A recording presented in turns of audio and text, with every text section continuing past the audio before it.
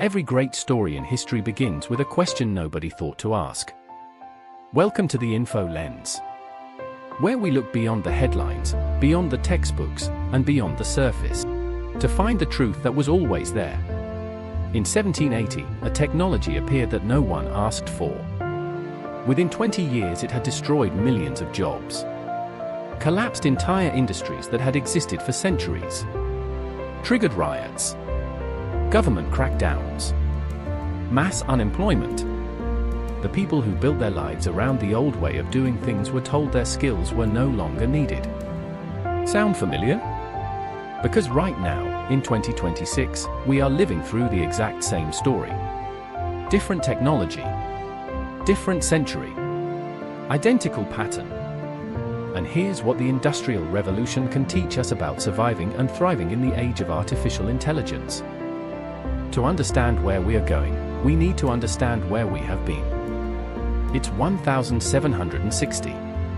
Britain. Most people in England and America work with their hands.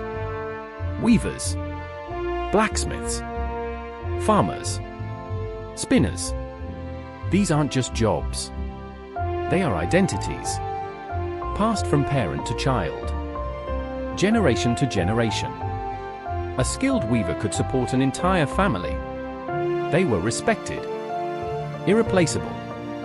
Then came James Watt's steam engine. At first, no one was afraid. It was just a machine, a curious invention, a tool for pumping water out of mines. But within 30 years, the entire landscape of Britain had changed forever. Factories replaced cottages. Machines replaced hands. Cities swelled as the countryside emptied. In Manchester alone, the population exploded from 25,000 people in 1772 to over 300,000 by 1850. That is a 12-fold increase in 80 years. Now, fast forward to today. In 2022, ChatGPT launched. In 5 days, it had 1 million users. It took Netflix 3.5 years to reach the same number. Since then, AI has written legal briefs that outperform junior lawyers, diagnosed cancers that doctors missed, generated images, music, code, and entire films. And according to Goldman Sachs, as many as 300 million jobs worldwide could be affected. 300 million. The weavers of 1790 had no idea what was coming either. Here is where history becomes a mirror. Because when you lay the Industrial Revolution and the AI revolution side by side, 5 patterns emerge that are so precise, so exact, they will change how you see everything happening right now. In 1811, a movement called the Luddites began breaking into factories across England and destroying the new power looms. They weren't stupid. They weren't backwards.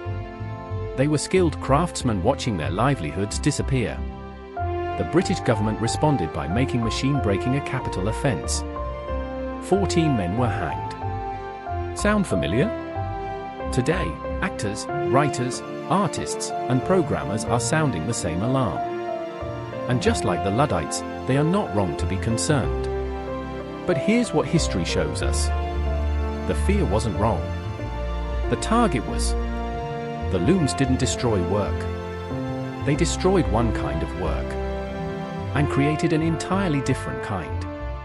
Between 1780 and 1830, yes, millions of traditional craft jobs disappeared. But between 1830 and 1900, entirely new categories of work were invented that had never existed before. Railway engineer, telegraph operator, factory supervisor, accountant, journalist, chemist. The same pattern is already happening with AI.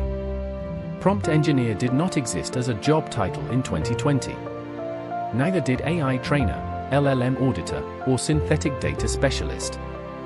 The Industrial Revolution didn't reduce the number of jobs. By 1900, more people were employed than ever before in human history.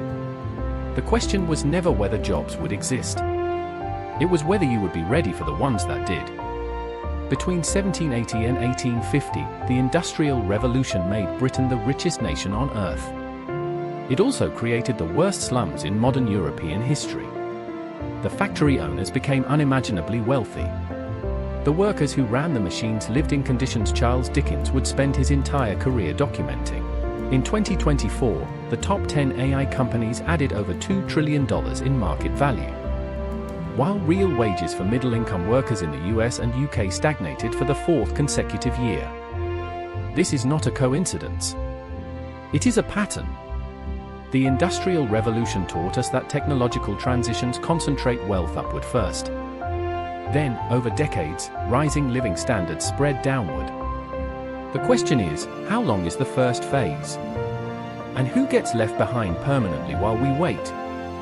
During the Industrial Revolution, child labor was legal in British factories until 1833. Working conditions so dangerous that losing a hand or a limb was considered a routine occupational hazard.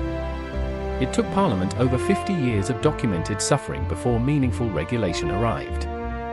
In 2023, Sam Altman, CEO of OpenAI, sat in front of the United States Senate. He told them AI could be potentially dangerous. He asked them to regulate it. Senators who couldn't explain how Facebook's algorithm worked were asked to regulate systems exponentially more complex.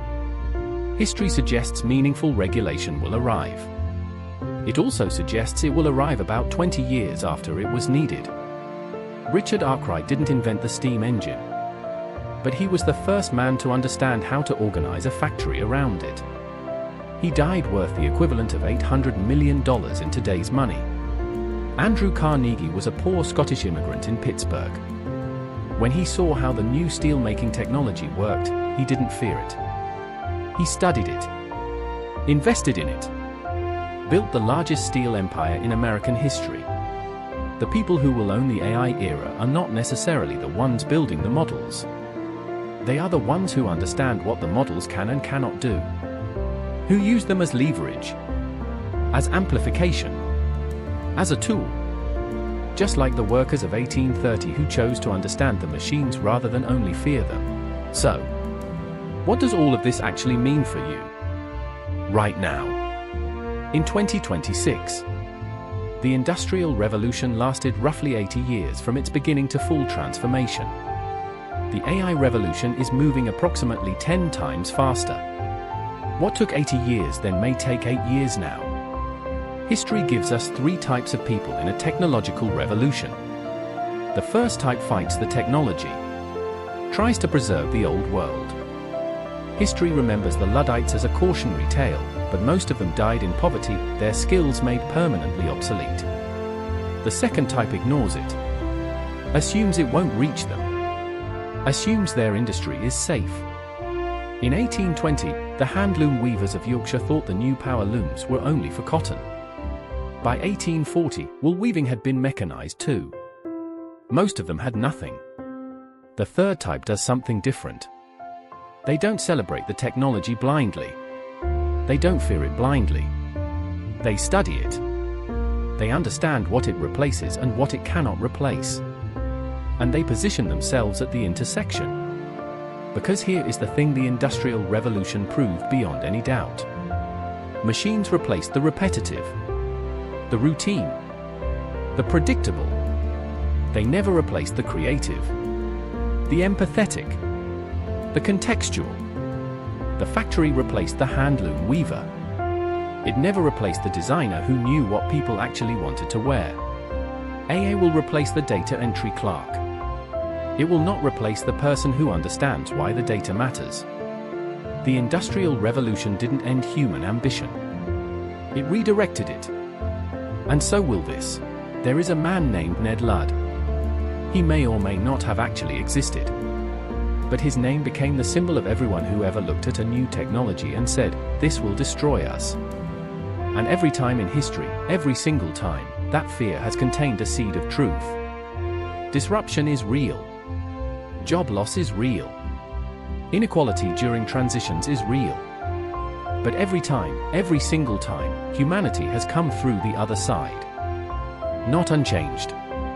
Not without scars. But through. The children who worked in the cotton mills of Manchester in 1830 had grandchildren who became engineers, doctors, teachers, and writers. The technology that threatened to crush their generation ended up funding the education of the next. We are that generation now. The question is not whether AI will change everything. It already has. The only question that matters, is whether you will be the person who understood the pattern or the person who was surprised by it. History doesn't repeat itself. But it rhymes. And if you know the rhyme, you'll never be surprised by the verse. That is why the Info Lens exists.